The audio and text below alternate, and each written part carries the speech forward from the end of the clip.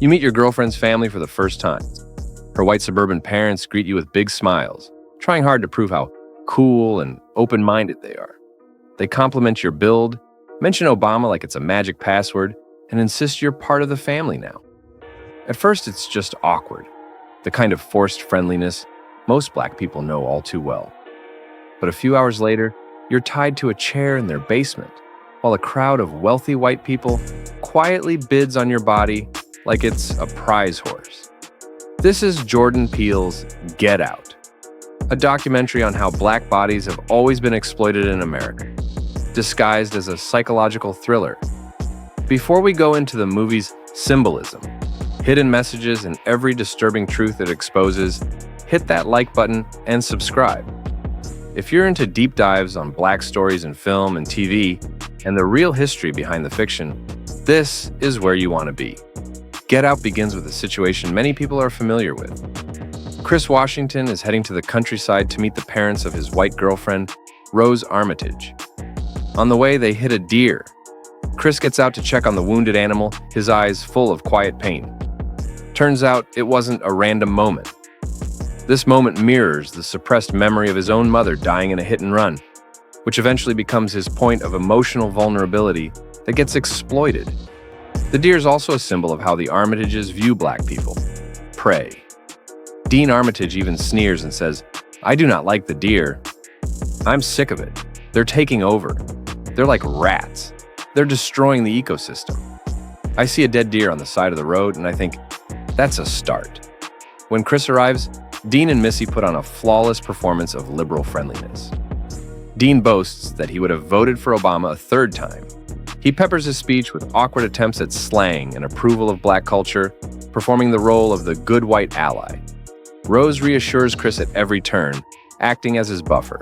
It's all smiles, politeness, and casual jokes. And that is exactly where the horror lives. Get Out exposes how racism often hides under the mask of friendliness and fetishization. At the Armitage's garden party, this theme becomes undeniable. Affluent white guests swarm Chris with questions that are equal parts intrusive and objectifying. They grab his arms, admire his build, and one woman purrs, "Is it true? Is it really better?" Another man remarks, "For the past few hundred years, fairer skin has been in favor, but the pendulum has swung back. Black is in fashion."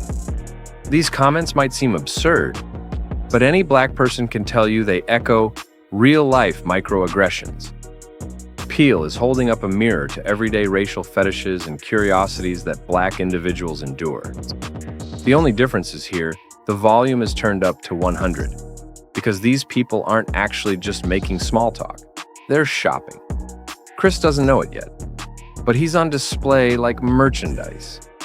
The silent auction later confirms this, with the wealthy bidders casually raising bingo cards to price Chris's body. This is a direct allegory to slave markets, where Black people were bought and sold for their strength, skill, and reproductive value.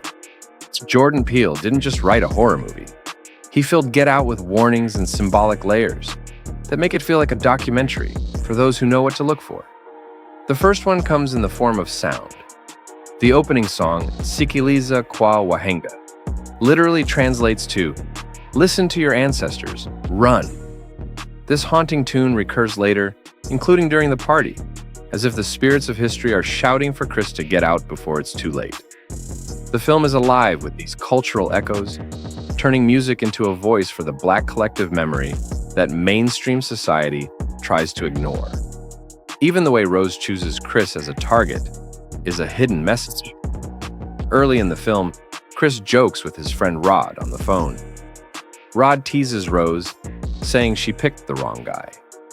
In truth, she picked Chris because he was a high-value target. He was fit, healthy, and had perfect eyesight as a photographer. Rod, who is slightly overweight and wears glasses, would not have fetched the same price at the auction.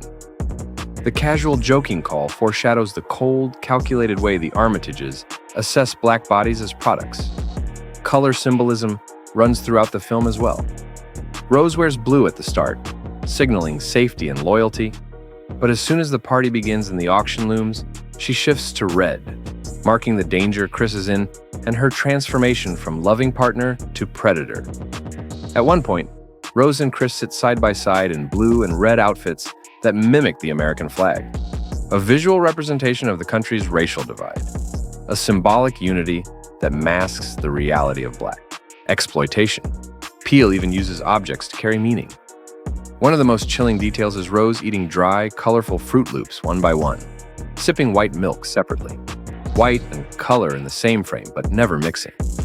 It is a silent, psychopathic ritual of segregation, her private acknowledgement of the boundaries she maintains, even while preying on Black men. The predatory dynamic is reinforced through sound cues. When Andre is abducted at the start of the film, the song Run Rabbit Run plays in the car, a hunting tune that recurs later when Chris tries to escape in Jeremy's car. The Armitages see Black people as rabbits to be chased, captured, and consumed, and Peele makes sure the audience hears that echo. Chris's eventual escape is loaded with history as well. While strapped to the chair, he picks cotton from the armrest to plug his ears and block Missy's hypnotic trigger. Cotton, the very material that enslaved Africans were forced to pick, becomes his tool of liberation. It is history turned into resistance, a subtle reversal that shows survival is built on the memory of oppression. Even the way the Armitages die reflects their crimes. Dean, the hunter, is impaled by the buck, a symbol of the hunted finally turning the hunter's weapon against him. Missy, the hypnotist, is stabbed through the eye she used to dominate others. Jeremy, the jiu-jitsu fighter, is outsmarted and beaten in a test of physical wit. And Rose, the manipulator, is killed by the very man she tried to destroy. Their deaths are not random. They are poetic justice. And Peele crafted them as the ultimate rejection of the roles they forced onto Black bodies. The film's most unforgettable metaphor, the sunken place, visualizes Black powerlessness. When Missy hypnotizes Chris, he falls into a dark void where he can see the world, but can't move or speak. He is conscious, but silenced. It's about being forced into voicelessness, about living in a society where your body is present, but your agency is stripped away. Even the silver spoon she uses for the hypnotic teacup tap carries meaning. It represents the white privilege that allows people like the Armitages to exploit Black lives without consequence, the wealth and comfort that makes oppression seem refined and polite. The ending of Get Out also drives home the documentary-like realism behind the horror. When Chris survives the night and the police lights appear, every Black viewer felt the same dread. Cops don't signal safety. They signal a new horror, one rooted in the reality of systemic bias. Peele's original ending had Chris go to jail, a dark but realistic reflection of how America often treats Black men who survive violence.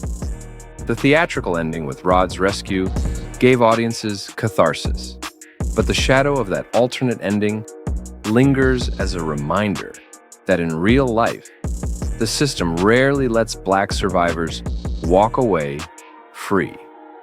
From the opening Swahili warning to the cotton-picking escape, from Rose's serial ritual of segregation to the silent auction mirroring slave markets, Get Out functions as a mirror held up to America.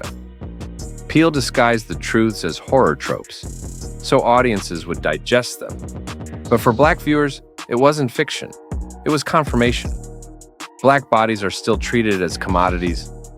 Polite liberal racism still masks entitlement and control. Black voices are still pushed into the sunken place, expected to scream silently while the world moves on. And even liberation often comes at the cost of reliving history, surviving by reclaiming the very symbols of oppression. Chris's survival in the movie is catharsis, a rewriting of history.